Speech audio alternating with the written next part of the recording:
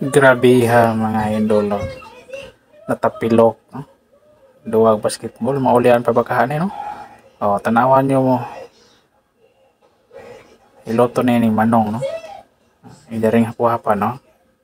Ulian na niya. Ayaw nyo nyo i-skip. No? Tanawan na yun. Maulian na niya. Susuya.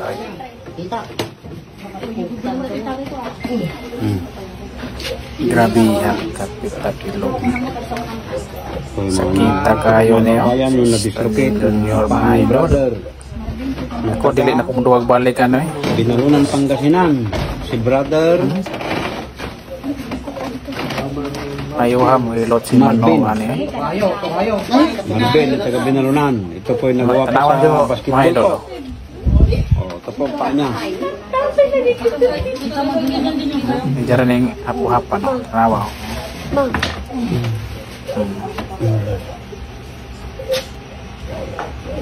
Terus mo ba siya? Di man eh siya kuhan mga idol.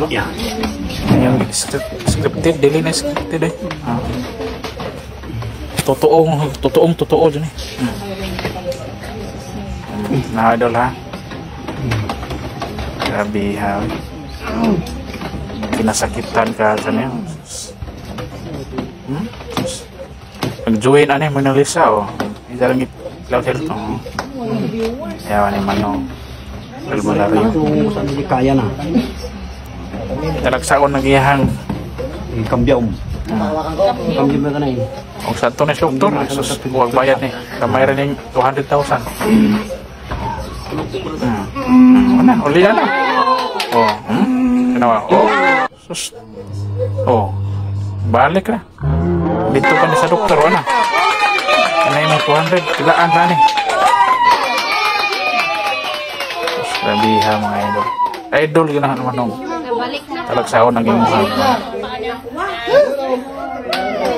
Yes, no? Ikan ko siya. Gigiyahan ni siya, no?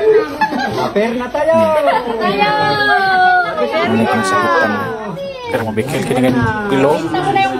Dito yung doktor. Kaya nga dyan mo gamaran 200,000. Pwede na mag-basketball ulit. Magamping ito magduwa mga idol, no? Bigay na ito matapilok, no? Okay mga idol, kung doon na mo ikasulti o comments idol, Minsan lang ang sakit pero grabe. please like and comments lang idol, no? Magpasalamat ka na. Mga kaubayan, ang paa ni Brother Marvin na taga Binalunan ay nandito na po siya. Oh, thank you brother. Ayos na siya. Thank you.